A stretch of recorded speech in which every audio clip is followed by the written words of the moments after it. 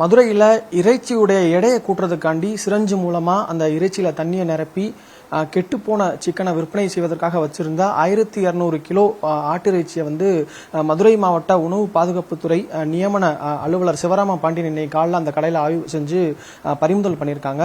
அவர் இது சம்பந்தமாக பேசுறதுக்கு அவர் நம்ம கூட இருக்காருக்கு பேசலாம். சார் வணக்கம் சார். சார் இப்போ இந்த 1200 கிலோ கெட்டுப்போன சிக்கனை நீங்கள் பறிமுதல் பண்ணியிருக்கீங்க. என்ன மாதிரியான ஆய்வு நீங்கள் மேற்கொண்டீங்க? அங்கே என்ன மாதிரி சார் அந்த கடை வச்சிருந்தாங்க?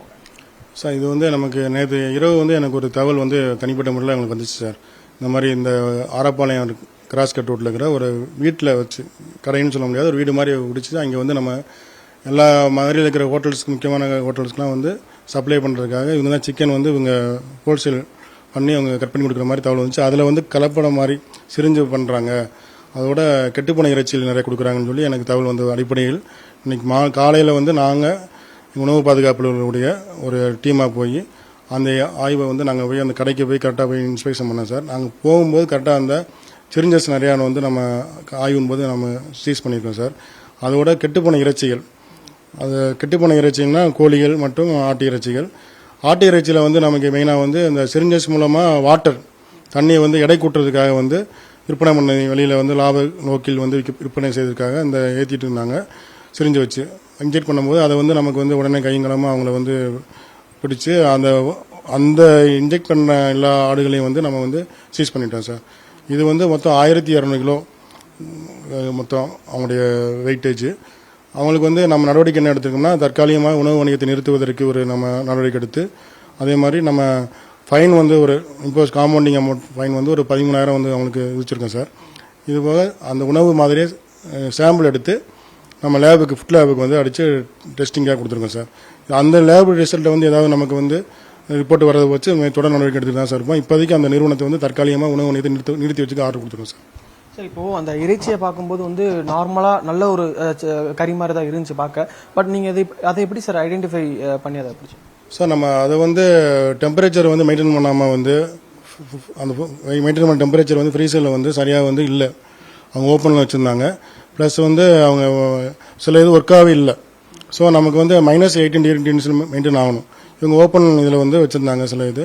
அதே மாதிரி அவங்க பார்க்கறதுக்கு வந்து கொஞ்சம் நல்லா தெரிஞ்சாலும் அவங்க ஒரு அரண்டேஸ் மாதிரி சிரிஞ்சஸ் வச்சு ஏற்றுறாங்க, ஒன்று வெயிட்டேஜுக்கு ஒன்று. இன்னொன்று வந்து சில உணவு பார்க்க வந்து வெளியில் ஓப்பனாக வச்சு கலரிங் மாற ஆரம்பிச்சிருச்சு.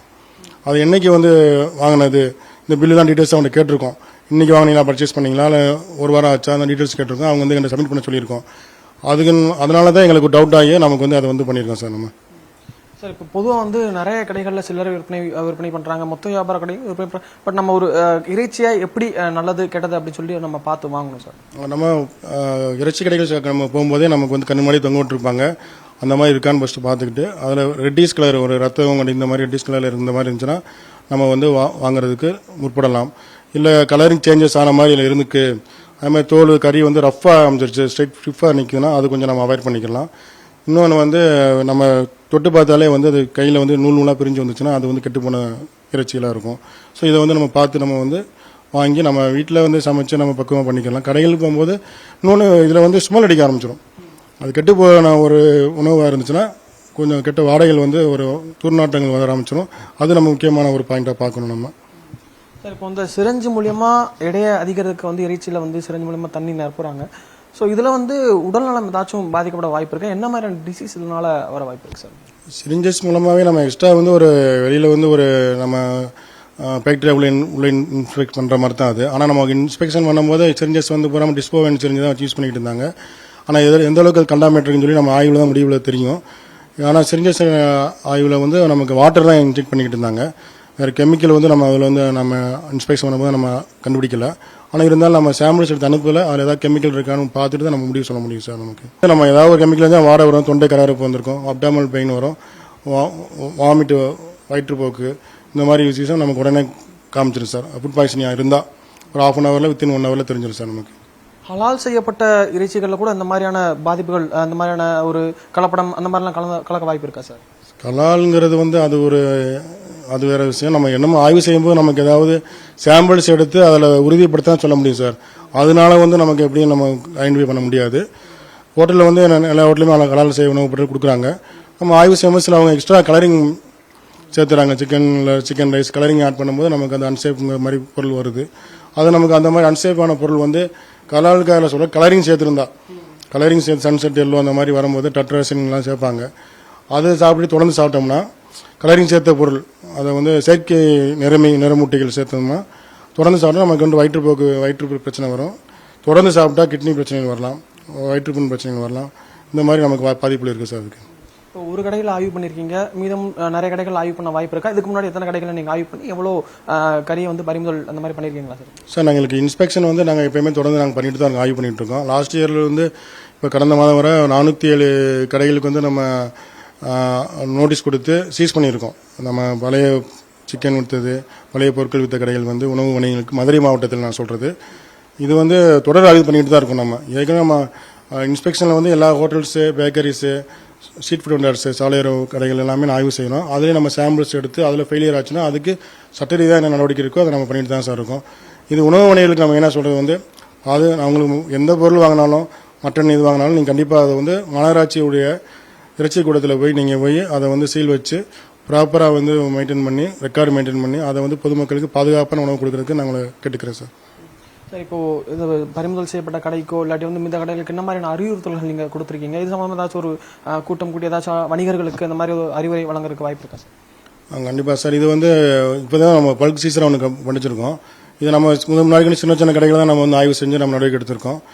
அது வந்து தொடர் நடவடிக்கையாக வந்து அடுத்து மாவட்ட ஆட்சியரின் அறிவுறுத்தின்படி நம்ம மாநகராட்சி அலுவலர்கள் நமக்கு இணைந்து அவங்க கீழே இருக்கிற இறைச்சி கூட அவங்க அலுவலர்கள், நம்ம food safety officers, food business பண்ணுறவங்க இதெல்லாம் வந்து கூப்பிட்டு ஒரு ஆய்வுக் கூட்டம் நடத்தி இந்த மாதிரி பொதுமக்களுக்கு வழங்கும் இறைச்சிகளோ, மீன் கடைகளோ இல்லை சிக்கன் கடைகளோ வந்து ஒரு கூட்டம் நடத்தி அவங்களுக்கு பொதுமக்கள் பாதுகாப்பான உணவு வழங்கணும், சுகாதாரமாக நீங்கள் வச்சுக்கணும். கடைகளை வந்து எப்படி நீங்கள் எப்படி பர்சனல் ஹைஜீனிக் வச்சுருக்கணும், உங்களுக்கு ஃபுட் சேஃப்டி ட்ரைனிங் ஒரு ட்ரைனிங் பிளான் பண்ணியிருக்கோம் சார். ஏற்கனவே இருக்குது.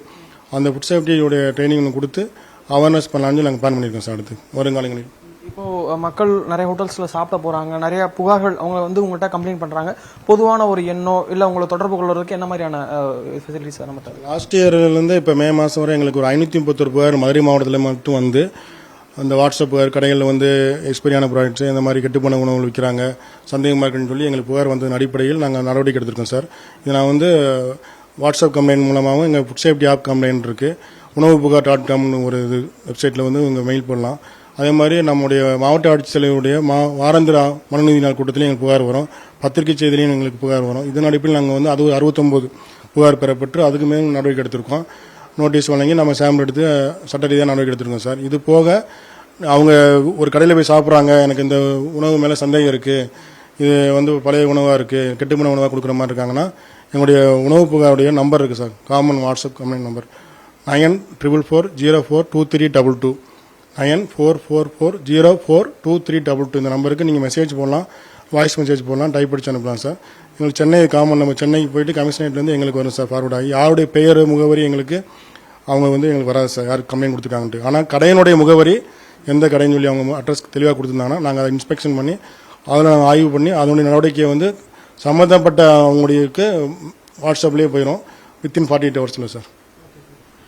கடைகளில் கெட்டுப்போன இறைச்சியை விற்பனை செய்தாலோ அல்லது உணவகங்களில் கெட்டுப்போன உணவை அவர்கள் பரிமாறுகிறார்களோ அந்த உணவு பாதுகாப்புத்துறை அதிகாரிகள் தொடர்பு கொண்டு தெரிவித்தால் அவர்கள் சட்ட நடவடிக்கை எடுப்பார்கள் என்று உணவு பாதுகாப்புத்துறை நியமன அதிகாரி சிவராம பாண்டியன் தெரிவித்திருக்கிறார். நியூஸ் 18 தொலைக்காட்சி செய்திகளுக்காக ஒளிப்பதிவாளர் பிரபாகரனுடன் செய்தியாளர் ஹரிகிருஷ்ணன்.